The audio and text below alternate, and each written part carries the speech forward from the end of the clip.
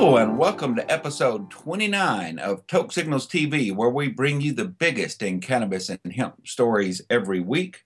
My name is Steve Elliott. I'm the host at tokesignals.com, and I'll be guiding you through the news. After that is, we take a look, as is our tradition, at our bud pick of the week. We have some sour kush flowers this week. That is a hybrid of sour diesel and OG kush. And as you can see, it has spectacularly pretty results. I found these flowers at an access point called the Healthy Element in Lacey, Washington, for just $10 a gram and a solid value at that price. Let's do the news, shall we? The ground is shifting politically in the United States when it comes to medical marijuana. It is shifting beneath our feet as we speak. In a major announcement, the Epilepsy Foundation has called for increased medical marijuana access and research. This groundbreaking statement, which came out on Thursday, called for increased medical marijuana access and research in regards to its utilization to treat epilepsy. The Epilepsy Foundation supports the right of patients and families living with seizures and epilepsy to access physician-directed care, including medical marijuana, reads the statement from Philip M. Gattoni, President and CEO of the Epilepsy Foundation, and Warren Lammert, Chair of the Epilepsy Foundation Board of Directors. If a patient and their healthcare professionals feel that the potential benefits of medical marijuana for uncontrolled epilepsy outweigh the risks, then families need to have that legal option now, not in 5 years or 10 years, the strongly worded statement reads. The Epilepsy Foundation calls for an end to Drug Enforcement Administration DEA restrictions that limit clinical trials and research into medical marijuana for epilepsy, the statement reads. We applaud recent decisions that have allowed trials of cannabidiol, CBD oil, to begin in several states. Certain components of medical marijuana, including CBD, have shown effectiveness in animal studies, and there have been encouraging anecdotal reports from patients, according to the statement.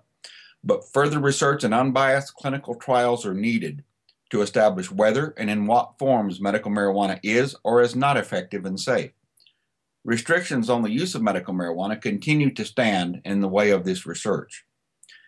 The Epilepsy Foundation believes that an end to seizures should not be determined by one's zip code, the strongly worded statement reads. Our current situation as an epilepsy community is not acceptable. Families looking to access medical marijuana as a treatment are facing terrible decisions. One parent may move across the country to live with a child to seek his treatment. Other families may uproot entirely, including leaving their jobs to move where they can access CBD oil. The Epilepsy Foundation will be doing the following to support improved access and research into medical marijuana. Number one, calling on the Drug Enforcement Administration to implement a lesser schedule for marijuana so that it can be more easily accessible for medical research. Number two, supporting appropriate changes to state laws to increase access to medical marijuana as a treatment option for epilepsy, including pediatric use as supported by a treating physician. Number three, supporting the inclusion of epilepsy as a condition that uses medical marijuana as a treatment option where it is currently available. And number four, supporting research on multiple forms of cannabis and seizures. As parents and as advocates, we feel an urgency to respond and take action on an issue that has been brought to the Epilepsy Foundation from individuals we serve across the country, the use of marijuana to treat epilepsy, wrote Gattoni and Lammert. They pointed out that 2.3 million Americans live with epilepsy, and more than 1 million of them have uncontrolled seizures. Dr. Orrin Dubinsky, a professor of neurology, neurosurgery, and psychiatry, and director of the New York University Comprehensive Epilepsy Center, said that there is an enormous need for better treatments for children and adults with epilepsy. Trying marijuana or related compounds, according to Dr. Dubinsky, should be regarded like any other experimental treatment, a shared decision between patient or parent and doctor that takes into account the severity of the disease, risks and benefits of treatment, and the existence of alternate treatment options, all guided by the principle of first do no harm. Until we have the scientific data, we should make medical marijuana available to physicians who care for people with treatment-resistant epilepsy and their patients, Dr. Dubinsky said. If you'd like to know what you can do to help, you can visit the story on Hemp News, and there is a link that you can visit to advocate for increased access and the freedom to conduct medical research on this potentially effective treatment against seizures and epilepsy. Check out the story, U.S. Epilepsy Foundation calls for increased medical marijuana access and research. More good news from the United States this week. A medical marijuana group has certified its first dispensaries in an effort to institute quality standards for the industry. 2 California dispensaries were the very first to complete this certification program. There are pending certifications in 6 more states. The patient advocacy group Americans for Safe Access on Thursday certified the first 2 dispensaries in the country for its new nationwide program that verifies the quality and reliability of products sold at licensed medical marijuana dispensaries. The certifications were issued to Berkeley Patients Group and Spark of San Francisco, and they were based on the Patient Focused Certification, PFC program, the only nonprofit third-party certification for the medical marijuana industry based on new quality standards issued by the American Herbal Products Association and the American Herbal Pharmacopoeia. The Patient Focused Certification program is long overdue, according to Sebastopol Mayor Robert Jacob, who is also the Director of Peace and Medicine and Spark, the San Francisco-based medical marijuana dispensary certified. Patients deserve to know that the products they receive are of the highest standard. As mayor of Sebastopol, Robert Jacob said, I am relieved to know that there are product safety standards established by a trusted national organization to help guide local governments. Last year, AHPA issued a series of recommendations for state regulators providing standards for the medical marijuana industry in the areas of manufacturing, packaging and labeling, dispensary operations, and laboratory practices. The group has since issued standards for commercial medical marijuana products, as well as the reliability and quality of related services. And more recently, the American Herbal Pharmacopoeia released a cannabis monograph that sets standards for the plant's identity, purity, quality, and botanical properties. In every city I visit across the country, patients say product safety and quality assurance are the issues they care about, said ASA Executive Director Steph Scherer. As a patient advocacy organization, it was a natural fit for Americans for Safe Access to fill this much-needed gap. In California, the news isn't so good on this next story. A major marijuana legalization measure is off the table until 2016. What's up in California? Despite its reputation as a weed-friendly state and polls that clearly show a majority of residents are ready to legalize cannabis, it looks like it's going to be at least 2 more years before the Golden State's going to get her done. The state's top legalization measure, the Control, Regulate, and Tax Marijuana Act, was deflated on Tuesday by its backers, including the Drug Policy Alliance, who said they're going to stop gathering signatures to put it on November's ballot. We decided it was more important to do it right than to do it fast, said Stephen Gutwillig, the DPA's Deputy Executive Director, on Tuesday. We ultimately came quite close, but just decided we didn't have enough of the pieces in place now. 55% of Californians support cannabis legalization, according to a field poll in December. That's the first time in 44 years that poll has found a clear majority favoring such a change. But that kind of support somehow didn't bring unity to California's cannabis activists.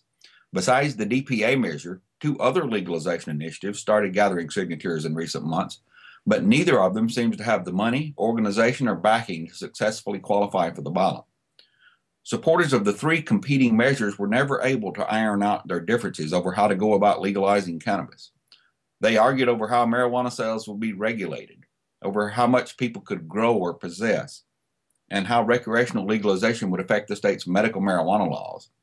And that's certainly a legitimate concern, given how Washington state medical marijuana patients were screwed over by recreational legalization in this state. The group Americans for Policy Reform hasn't thrown in the towel on its California Marijuana Control, Legalization, and Revenue Act, which has an April signature deadline. but proponent Dave Hodges said it has been difficult to get any funding, partly because the DPA's measure got all the attention. The MCLR had raised only about $10,000 in recent weeks, and the campaign is $500 in the red, according to a finance report on December 31st. Hodges said he hopes the money starts flowing soon, mentioning the figure of $3 million as a short-term goal to get the measure on the ballot. For his part, the DPA's Gutwillig said his coalition had thought it would be best for California not to try another legalization move until 2016, when the presidential election will attract more young voters to the ballot box. But then last year's polling showed Californians are ready now to control marijuana in a different way. They see legalization as inevitable, he said. That's why the group began hiring consultants and stepping up research, drafting a measure for this year's ballot. The group filed it with the state even before the field poll showing 55% support came out in December. But the time frame just proved too challenging, according to Gutwillig. If we had a couple more months, we would have been able to do it, he said. At least $10 million would have been needed to run a successful campaign, according to marijuana advocate and lawyer Graham Boyd. Yet another measure, the California Cannabis Hemp Initiative, CCHI, has also been circulating in recent months. But puzzlingly, chief proponent Buddy Doozy of Simi Valley in late January resubmitted that measure, thus virtually guaranteeing there won't be time to get enough signatures by mid-April to qualify for November's ballot. In Oregon, activists are looking to end marijuana prohibition this year, though. They're not going to wait 2 more years. A bill that would ask Oregon voters if they want to legalize marijuana while leaving the regulations up to the legislature passed its first committee last Thursday. Senate Bill 1556 passed the Senate Judiciary Committee on a 3-2 vote, with all 3 Democrats supporting it and both Republicans opposing it. The bill now goes to the Senate Rules Committee. The measure was amended before passing to lower the amount of cannabis that adults 21 and older would be allowed to possess in private. The amount was lowered from 8 ounces and 4 plants in the original bill to 6 ounces and 3 plants in the amended version. Cannabis activists, though, are already gathering signatures for 2 legalization initiatives of their own. Initiative 21 would amend the Oregon Constitution, ending all criminal penalties for cannabis and permitting adult recreational marijuana use, possession, and cultivation. Initiative 22, the Oregon Cannabis Tax Act of 2014, creates a commission to regulate the cultivation, processing, and sale of marijuana, generating hundreds of millions of dollars for the Oregon General Fund and helping to pay for schools, roads, and social services. The groups Hemp in Oregon, Help End Marijuana Prohibition in Oregon, and CRRH, Campaign for the Restoration and Regulation of Hemp, have kicked off a vigorous volunteer and paid petition drive to get both initiatives on the ballot for November 2014, according to Director Paul Stanford. Marijuana prohibition does not work and is expensive to maintain, Stanford said. We must move forward on a better path for hemp and marijuana in Oregon. In Washington, some bad news this week. The House approved a bill to gut Washington state's medical marijuana law. Each time these lawmakers scheduled and considered House Bill 2149 during the daytime, medical marijuana patients crowded the hearing rooms, protesting the changes that they said would destroy safe access in Washington state. So the Washington State House waited until just before midnight last Monday night to approve a measure gutting the state's medical cannabis law, claiming the move is necessary to bring it into line with the still unimplemented legal recreational marijuana market created by Initiative 502. HB 2149 passed shortly before midnight Monday on a 67-29 vote. It now goes to the Washington Senate, which is already considering similar measures on how to reconcile the 2 marijuana systems, recreational and medical, which ironically voters were told would remain separate.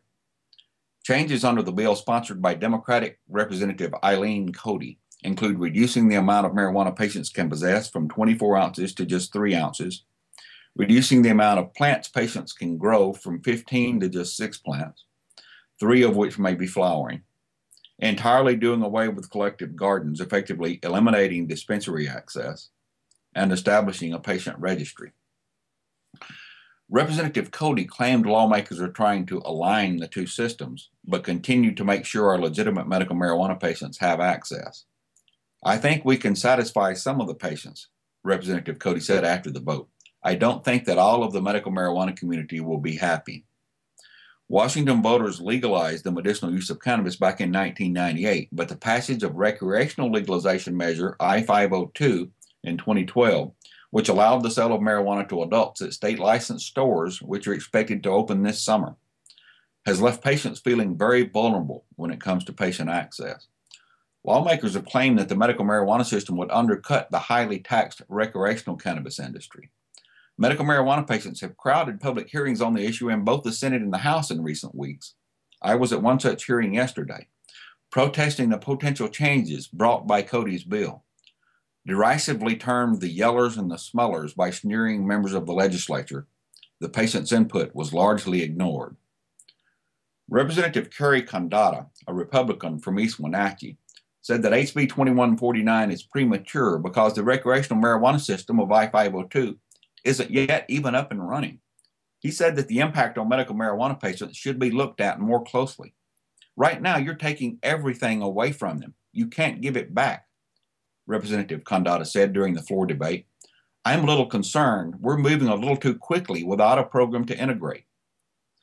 After Washington Attorney General Bob Ferguson's recent ruling that local municipalities can ban marijuana stores in their jurisdictions, claims by the Liquor Control Board and other I-502 proponents that patients can rely on the recreational system of cannabis distribution are looking more and more unlikely.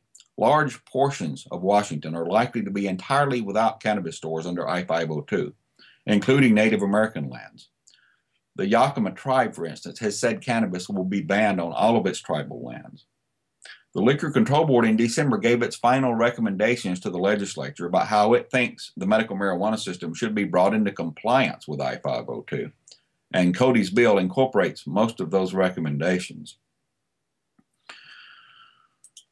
Also in Washington this week, I-502 implementation proceeds. The Liquor Control Board, which is in charge, has now limited marijuana licenses to one per applicant. The board is limiting individual production as well, and it says it will begin issuing producer and processor licenses soon. The Washington State Liquor Control Board on Wednesday approved the staff's recommendations to limit the number of individual marijuana producer licenses to one from the previous limit of 3 per applicant, and initially limit production at 70%, clearing a path for the agency to begin issuing producer and processor licenses. Today's board action clears an obstacle and allows the agency to begin issuing marijuana producer and processor licenses in the coming weeks, according to Board Chair Sharon Foster. We believe this is the most fair and equitable way to get the market up and running, she said. In its enforcement guidelines issued August 29th of last year, the U.S. Department of Justice required states to ensure a tightly regulated and controlled marijuana market to prevent diversion of product to other states, sales to minors, and other concerns. The Washington State Liquor Control Board used available consumption data supplied by its consultants to craft production limits in its rules and to meet initial consumer demand without oversupplying. Those rules are based on its consultants' input that the state can capture just 13 to 25% of the overall market in the first year of recreational marijuana sales. Additional production is likely necessary for the state to capture an increasing percentage as the market refines and matures, the board noted. Agency rules allow for flexibility to meet an evolving controlled market. Now, the agency's rules state that if the total amount of square feet of marijuana production exceeds 2 million square feet, the board reserves the right to reduce all licensees' production by the same percentage or reduce licensee production by one or more tiers by the same percentage. Extrapolating production data from the initial 1,500 applications, the LCB estimates that the canopy of marijuana licenses would be about 35 million square feet. The issue is the total production canopy must be reduced from 35 million square feet to just 2 million square feet, according to the LCB's rules. That's why each licensee will be limited to just one license rather than 3, and to 70% of the production for which they've applied. The board closed their 30-day application window for marijuana licenses on December 20th, 2013. And during that period, the agency received 2,858 marijuana producer applications. The plant canopy of those applications far exceeded the plant canopy set by the board in its rules. Of those applications, more than 900 of them were for more than one producer application per applicant. The I-502 rules had until now allowed for up to 3 licenses per licensee, and many prospective license holders had already filed for the then maximum number of 3 licenses. Washington's absurdly low capital marijuana cultivation of 2 million square feet of canopy space, that translates, by the way, to just 46 acres of weed, means that just 22 growers, each applying for 3 Tier 3 licenses of up to 30,000 square feet, could have used up all the state's allotted grow space. Just 22 growers out of 3,000 applicants could theoretically have bought up all the grow space. After this absurd situation, in which just 22 growers could control the state's entire supply of legal marijuana, got some publicity on Toke signals, the board was practically compelled to respond. In an effort to meet a manageable plant canopy for marijuana production, the board will file an interim policy that limits any qualified entity or principals within any entity to 1 marijuana producer license. Wednesday's press release reads, in interviews with our licensing investigators, many licensed applicants have said that they do not intend to use all 3 licenses initially or plan to reach the top of their tier. So as if worrying about the total supply of weed in the state and the prospect of marijuana store shelves quickly emptying wasn't enough, marijuana users in Washington, including seriously ill medicinal cannabis patients, have to worry about safe access. Several communities and jurisdictions across Washington have enacted local bans or moratoriums on recreational marijuana businesses. At the legislative meeting last night, I heard the figure of 80 to 90% of the state being without marijuana stores once legalization is implemented. In a formal Attorney General opinion issued January 16th, Washington Attorney General Bob Ferguson's office concluded that I-502 left in place the normal powers of local governments to regulate within their jurisdictions, and that nothing in I-502 limits that authority with respect to licensed marijuana businesses. In other words, while the law is silent on the issue of local bans, there is also nothing with the law which allows for the board to deny licenses to qualified applicants. So they're saying if applicants meet the state's criteria for licensure, the board will issue their license, even if the person who gets the license has a local ban and is not able to open the business at all. Yes, it sounds like they plan to go ahead and issue licenses to qualified applicants regardless of local bans. The line for attorneys to queue up for impending litigation starts here. In our last story tonight on Toke signals, we have some pretty big news, especially for people who are fighting epilepsy and illnesses that involve uncontrollable seizures. And this includes parents whose children are facing these illnesses. THCA tincture works just as well as CBD for pediatric seizures. And you can find out how to make that on Toke signals. Knowledge is power when fighting illness. There is an effective, non-CBD, non-psychoactive way to control seizures with cannabis. We have the instructions.